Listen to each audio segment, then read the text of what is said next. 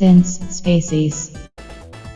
G'day invaders, my name is Brian and I come from a YouTube channel called Since Spacies, and I've been asked by the guys at Games You Love to come on to their channel and run down the top 10 times that Sega made me go wow. So the reason why they've reached out to me to get me to do this video is because I actually used to work for Sega. I used to work on the Sega hotline here in Sydney. We pronounce it as Sega. That's another video, another topic for another time. But I've been a big, long time fan of Sega since way before they actually made Sonic the Hedgehog. And these are top 10 times that I was really impressed by something that company did. So we're going to start with number 10. Coming in at number 10, this game, Nights into Dreams on the Sega Saturn. This game impressed the heck out of me when it first came out. So much so that it even impressed Shigeru Miyamoto. He was actually on record as saying that he wished he came up with this concept. He was really impressed with this game as well. And the one thing that impressed me about this game was the soundtrack. The soundtrack to this is absolutely epic. It also spawned the analog controller. Now, it wasn't quite the first analog controller to hit the market, but it was one of the first to really cement that there was a place for that in video games. And yeah, just such a unique story to this game. Would really like to see this revisited maybe in the HD universe. I know that they did a Wii version a little while back, but it wasn't the same. I'd like to see Sega really revisit this game and give it the attention that it deserves in 2019. So yeah, Nights into Dream, number 10. Coming in at number 9 is Sonic and Knuckles. Now the big thing about this game is the lock-on technology. That's what it's got right there. You can actually see it right there on the bottom. Now the big deal about this was that they couldn't quite get all the game that they wanted in Sonic 3. So they released a half game, I guess you could call it, just to keep the peoples happy. But a workaround, you know, because they couldn't do DLC back then, so the workaround was to lock on another cartridge. You put the two on top of each other and transform the game into Sonic and Knuckles. Now, a real clever thing was that if you got Sonic 2 and put that cartridge on top instead, you could play as Knuckles in Sonic 2. Absolute trip, mind-blowing thing at the time. It was an absolute amazing feat of technology for what limited technology they had. Really standout game, and I can't think of many other examples of games that uses that similar technology. Just really mind-blowing stuff. Sonic and Knuckles on the Mega Drive, or in my case the Genesis. Coming in at number 8 is the Phantasy Star series. Now, okay, that's kind of cheating, but hear me out. Phantasy Star on the Master System was the game that introduced me to role-playing games, that is. And it was awesome, you know, just the whole thing of leveling up and taking on dungeons, and the 3D dungeons in particular in this one were awesome. For me though, Phantasy Star 2 on the Mega Drive was the main reason to pick up a Mega Drive when it first came out, and it was only later topped by Phantasy Star 4 on the Mega Drive, or in this case the Genesis. I only just picked this copy up recently. Very hard to find a copy of this complete, but I can't cheat. I can't pick the series as a whole. So if I was to pick one out of these, I'm going to surprise a few people, but it's got to be Phantasy Star 2. Phantasy Star 2 on the Mega Drive is my number 8 spot for times that Sega made me go wow. So coming in at number 7, Sonic CD. Yes, this game is absolutely awesome. Well, at least in my opinion. This game was really good because it actually utilized the CD format for the first time in a way that it was meant to be used. It did things on the CD platform that the Mega Drive on its own would not have been able to take on, with past, future and present timelines. Also, that cartoon intro was absolutely fantastic. I was working in a video game store, the Gamesman actually, when this was being released, and I was insisting that they put this game on display all the time because I wanted to show off that cartoon. I wanted to show off the music. in speaking of the music, the Mega Drive or the Mega CD got a different sounding soundtrack to the Sega CD, which is the US release, and both camps seem to fight over which is the best one. For me, it's this version, the Japanese soundtrack, which made its way over to the PAL region. Absolutely cool with acid jazz and really cool hardcore techno tracks. It was a really good reason to buy a Mega CD, in my opinion. So coming in for number 6 for the times that Sega made me go wow, it was this one, Virtua Racing, both in the arcade and also on the Mega Drive platform. And the thing that impresses you the most when you see this for the first time is how the hell did they get all that polygon graphics going on that Mega Drive system? Mega Drive did have a polygon racer beforehand called Hard Driving, and it was pretty terrible. It was like, I think it was running at 2 frames per second. It was not playable by today's standards, but this certainly improved on that, and it kind of cheated because it's got its own processor chip inside, similar to what you see in Star Fox on the Super Nintendo or Star Wing.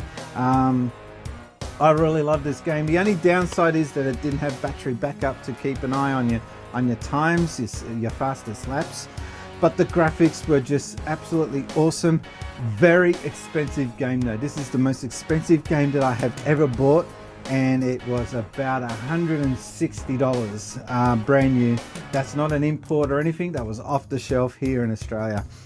But for the time, I felt like I had the arcades in my house. So yep, number 6 was Virtua Racing. Coming in at number 5, I don't actually have anything here to hold and show you for this one, but it's the arcade machines, Outrun and Afterburner. When you went into the arcades in the 80s, you were expecting to see arcade cabinets, but then one day I walked in and there's this massive fake Ferrari next to a machine that looked like a jet fighter, and it was Afterburner. And those two machines, they were not just games, they were experiences. You paid a lot more for those games compared to everything else that was in the arcade at the time, but you came away from it and thinking, oh my god, that was so epic, compared to just playing any other arcade game at the time. They were an experience, they weren't just a game. So for me, yeah, Afterburner and also Outrun, number 5. Number 4, now you got to stay with me on this one. Alright, Space Harrier 2, not the best game in the world, but it was the first time that I remember hearing speech from a video game, and the speech was absolutely crystal clear. Get ready? When you get hit in this and then he gets back up and it says, get ready, that just made me feel like, wow, we are at the next level. Welcome to the next level. But it was a huge step up from the Master System. There was a Master System version of this game, Space Harrier. And when you got back up in that one and he goes, get ready, you could barely make out what he's actually saying. But in this version, it was crystal clear. They had to cut the sound right out so that all the Mega Drive sound channels were able to generate that crystal clear speech sample. And that speech we just take for granted nowadays. But back then, this was an eye-opener or an ear-opener. How does that work? Anyway, number 4, Space Harrier. Now we're getting into the top spots. Number 3, Sonic Mania. Now this game was absolutely fantastic, and the reason why I picked this and put this in my number 3 spot, it was a refreshing change to see Sega throwing the keys over to someone that's not within their company ranks, and an Australian too, I might add. And they came out with this fan service. That's right, this is fan service at its best. They went back to their roots, and they went back to the Sonic CD, Sonic 16-bit era platforming, and they added a sprinkle of current generation razzmatazz, and they came up with this. And this is an absolutely, just top-notch game, and I can't recommend it enough. If you haven't already done so, get a copy of this. It's out on Xbox One, it's also on PlayStation 4, and also on the Switch. I've got the Switch version here. I also have a Xbox One version. I'll get the PlayStation 4 eventually, I think. But yeah, pick this up today. My number 2 spot for the times that Sega blew me away, and that is Shenmue. Now, it's emotional, this game for me. It really made you want to finish the game. And for so many years, we've been left on a cliffhanger. And we're finally going to get to see that story move on. It's a shame that Sega themselves aren't the ones heading that up. But at least they gave us this in the first place. It was a Guinness Book record holder at the time for the most expensive game ever made when it was released. And like I've said before in past videos, it tanked. It's so sad that no one got onto this ride. People are starting to wake up to it though, and they're starting to realize how decent the title's Shenmue was. And I've actually got a video where I visited the actual location of where this was set, Yokosuka in Japan near Yokohama. I've got a video that is featuring the real life locations, and it's kind of weird when you walk up and down that street in 2000 and I think it was 15 when I went up and down that street, and you can still see references today that were in this game, which was actually a game that's set in 1986. It's like the place has not moved. It's just time stands still there. Anyway, so Shenmue, the Shenmue series in general, I have to go with the Dreamcast original one though, but yeah, this is a really big game in my heart. Now for the number one spot, and you'd think it would be Sonic. With all the Sonic stuff in my room, you'd think Sonic would be the number one spot. And I do have a story about Sonic. I actually got invited by Sega when I was 17 to come into the Sega hotline and have a look at something that was going to revolutionize the video game industry. That was their words, not mine. And I got to see a beta version of Sonic the Hedgehog a few months out before it got released. And that was like a really special moment, and I will never forget it. And it wasn't until a few years later when I looked back on that and realized that was a pretty big deal. Anyway, it's not Sonic 1, although it's up there as a memory. It's actually this, Sonic 2. I was lucky enough to be working at Sega when this was being launched and released, and it was huge. You got no idea. We all got given a copy of this on the hotline, and I even got to dress up as Sonic on a few occasions to help promote the game.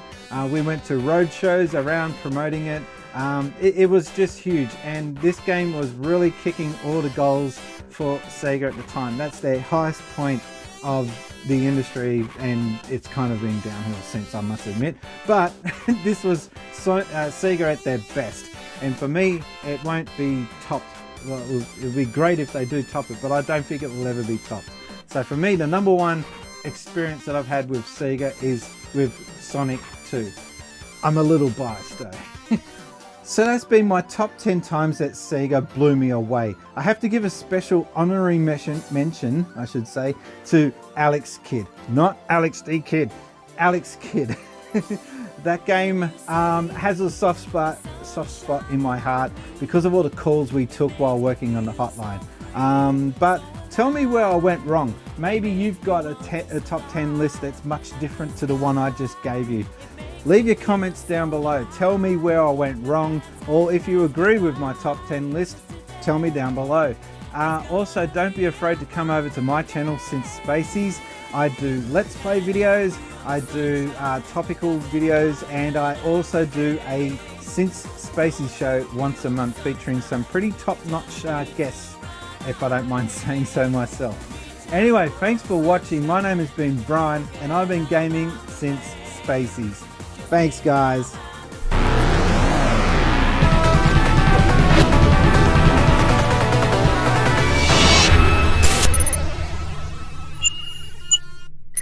Since Spacies.